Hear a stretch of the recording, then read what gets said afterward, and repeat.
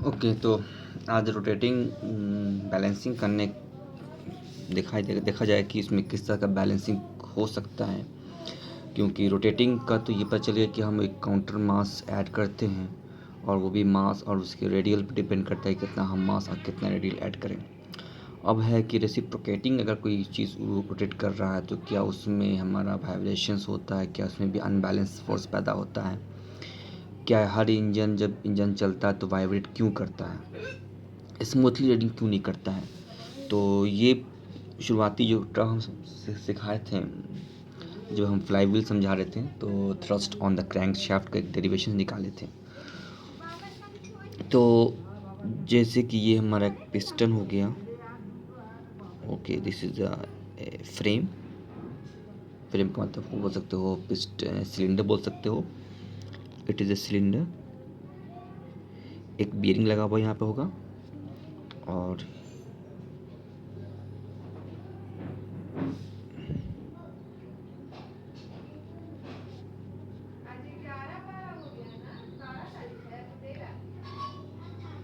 एक बियरिंग यहाँ पे लगा हुआ होगा। ओके, और ये चीज़ इसके साथ यहाँ पे ऐड होगा। ये सेंटर होगा।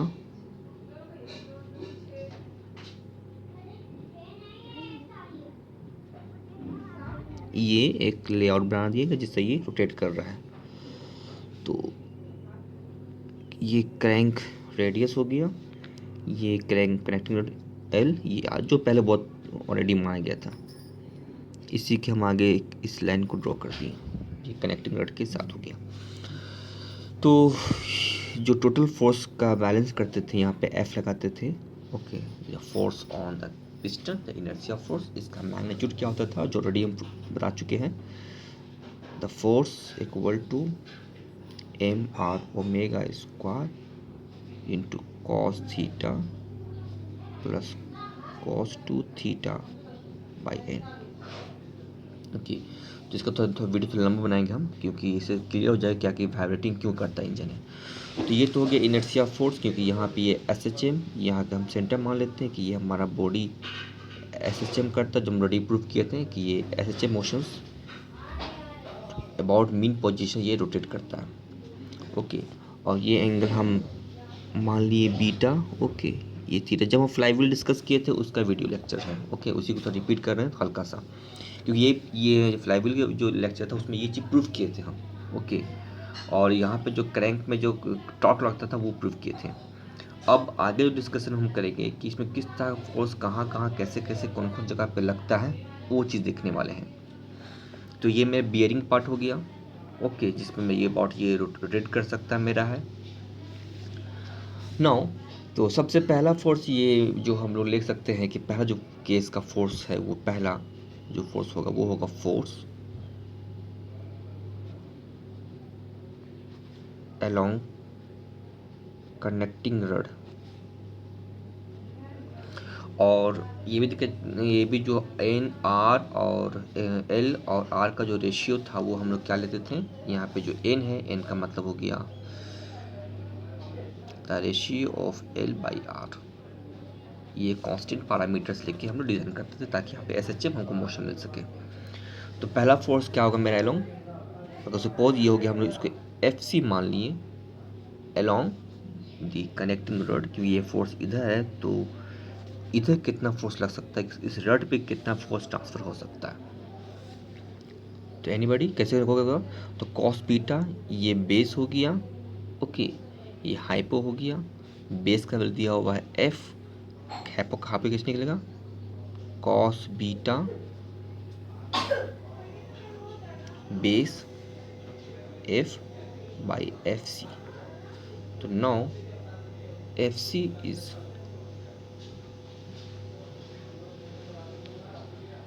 F by cos beta. ये फोर्स से हमारा कनेक्टिंग रड में चलेगा। तो यहाँ पे जो फोर्स लगा तो ये फोर्स यहाँ से ट्रांसफर होगा एफ सी। ओके, ये भी हमारा एक तरह क्या कनेक्टिंग पिन है। ओके, कनेक्टिंग पिन है यहाँ पे, तो कुछ नेमिंग दे देते हैं यहाँ पे है। फॉर एग्जांपल यहाँ पे मेरा ये बी, ये ए, ये तो मेरा फिक्स पार्ट हो गया ओ, ये जो फ्रेम है वो मैं ओ के नाम से, तो कितना लिंक हो गया, लिंक नेमिंग कर देते हैं। यहाँ पे 1, ये 2, ये 3, ये 4, ये 4 लिंक का मैकेनिज्म हो गया। तो this is our the first connecting force. Okay, second, ये क्यों करना सम है, पहला क्वेश्चन, क्योंकि हमको ये पता चलना चाहिए कि जब ये रेसिप्रोकेटिंग मोशन से ये रोटेटिंग पार्ट है तो इसमें कितना कहाँ कहाँ फोर्स पैदा होता है, और फिर उस फोर्स को फिर हम लोग इस चीज़ से चेक करेंगे, F X equal to 0, F Y equal to 0, ठीक ना, क्योंकि यहाँ पे मेरा ये x मान लेते हैं, ये x मतलब कि this is x coordinate, this is y coordinate. Total summation of force along x should be 0, total force along y direction should be 0, then I am called it is a statically balanced. और कोई force x के बराबर 0 नहीं हुआ मतलब वो मेरा balance नहीं हुआ, मतलब कहीं ना कहीं वो अनबैलेंस होगा, कहीं ना कहीं वहाँ पे रोटेटिंग होगा मेरा। Second case,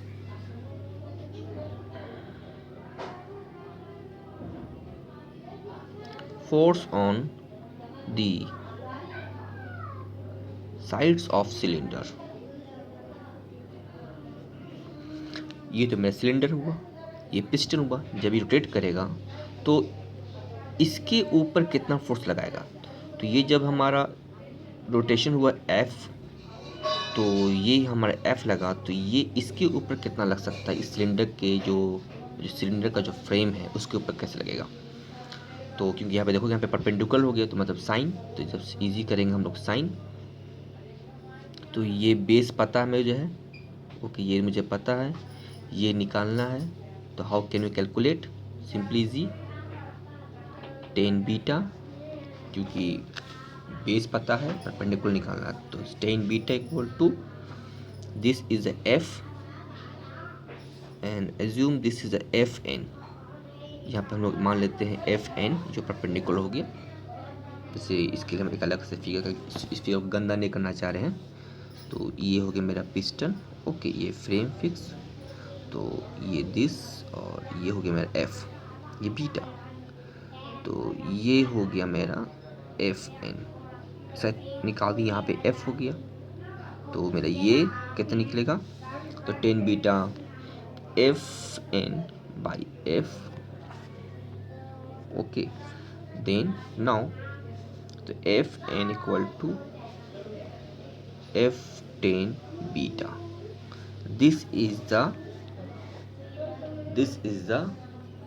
this thrust along the y directions।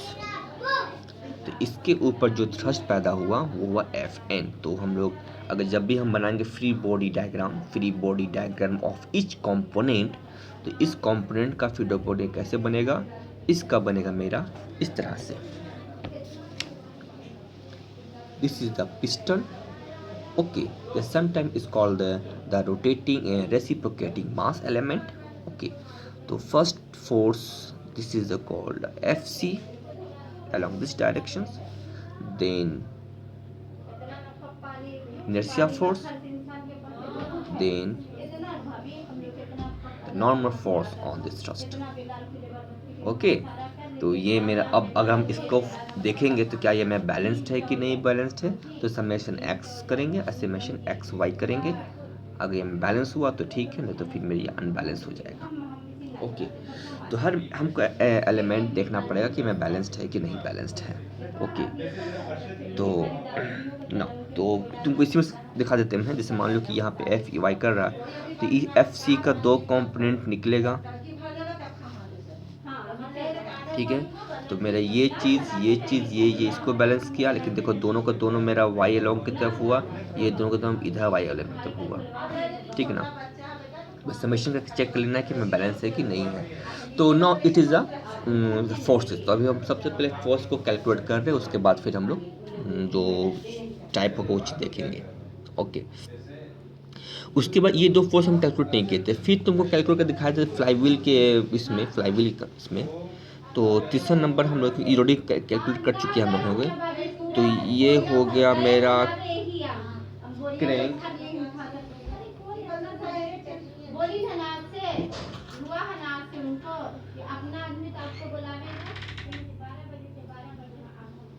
तो ये जो क्रैंक एफर्ट निकालेंगे, अब क्रैंक कौन सा है, क्रैंक रेडियस कौन है, क्रैंक शाफ्ट कौन है। तो क्रैंक ये पूरा पूरा मैकेनिज्म मेरा जो होगी कि क्रैंक पिन। ओके, अब इस क्रैंक पिन में मेरा कहाँ कहाँ कितना कितना फोर्स लगेगा। इसका जो जो एफ सी है, यहाँ देखोगे एफ सी, ये एफ सी तुमको जा रहा है इसके अलोंग, पिक्चर यहाँ पे, हाँ ये एफ सी जो है मेरा है, एफ सी ये पूरा इसके अलोंग जा रहा है, लेकिन यहाँ पे मेरा एक पिन है, ठीक है ना, ये जो पिन है, तो ये एफ सी इधर जा रहा है, तो इस पिन के जरिए यहाँ पे मेरा भी एक लगेगा न्यूटन थर्ड लॉ के हिसाब से एफ सी। तो ये फोर्स, ये कनेक्टिंग रेड टू मतलब बी टू ए जो जा रहा है वो मेरा एफ सी, लेकिन B to A to B क्या जाएगा, वो भी एफ सी जाएगा मेरा। अब इसका ये पार्ट है, लेकिन इस पार्ट को फिर जो कैलकुलेट करके देखे थे हम लोग, जैसे यहाँ पे मेरा ये ओ हो गया, ये थीटा हो गया, और ये पार्ट को हम लोग अगर यहाँ पे डी मान लेते फॉर एग्जांपल डी, और इसका फिर दो कंपोनेंट निकाले थे हम लोग हैं, तो इस जो मैं सर्कल पार्ट है इसका यहाँ पे लगेगा ऐसा, ये होता है एफ टी जो टेंजेंशियली, और इसी का ऊपर लगता है एफ आर नॉर्मल। ये जो हम पहले हम फ्लाईव्हील में करके दिखाए थे इसका, हमें कि दो कंपोनेंट इस क्रैंक पिन का दो कंपोनेंट एफ टी और एफ आर लगता है, जी एफ सी के साथ जो ये एफ सी हो मेरे यहाँ पार हो गया, ठीक है। इसका जो वीडियो है वो तुम लोग देख लोगे फ्लाईव्हील के डिस्कशन में हम लोग, और कैलकुलेट करके दिखा भी दिए थे। जो क्रैंक एफ40, ये जो क्रैंक पिन है यहाँ पे जो मेरा ये जो सर्कल, इसके ऊपर जो फोर्स लगेगा, इसका फॉर्मूला क्या था मेरा है, तो एफ टी का जो वैल्यू था वो एफ बाई, ऑलरेडी प्रूव किया हुआ ये चीज़ है,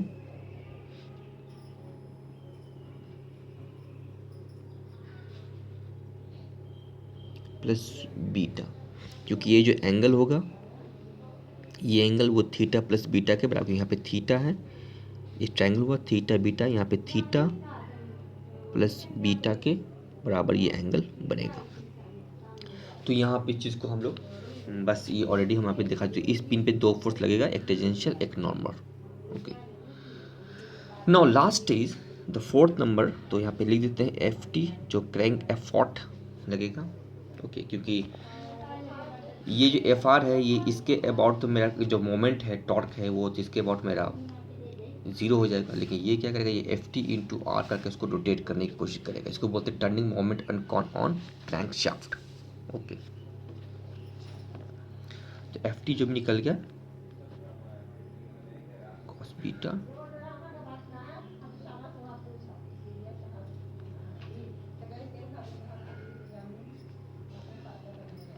तो ये हमको मैंने इंपॉर्टेंट माने हम। फोर्थ नंबर है थ्रस्ट ऑन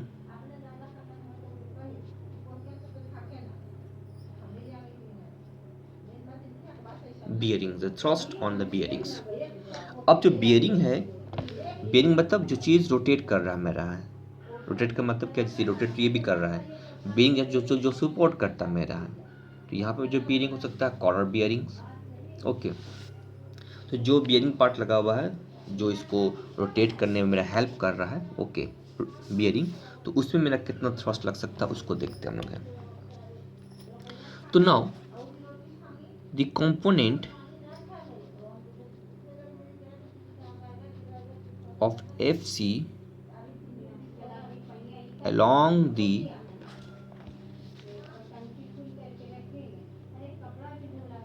crank, तो जो कंपोनेंट FC है along the crank कितना होगा मेरा। अब ये देखो, यहाँ जो FC है टेंजेंशियल है, जो ट्राई कर रहा है इसके अबाउट जो रोटेट करेगा, लेकिन जो FR है वो क्या असल में मेरा जो ये फोर्स है कहाँ पे तो लाई कर, देख रहे यहाँ पे ये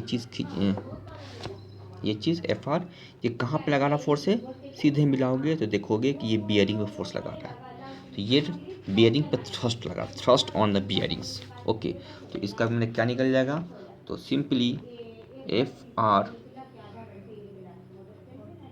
FC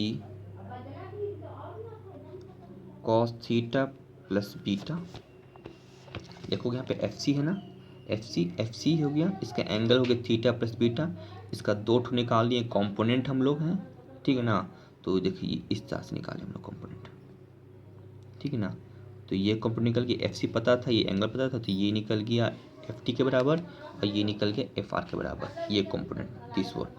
ओके, और दिस वन हो गई एफ टी के बराबर।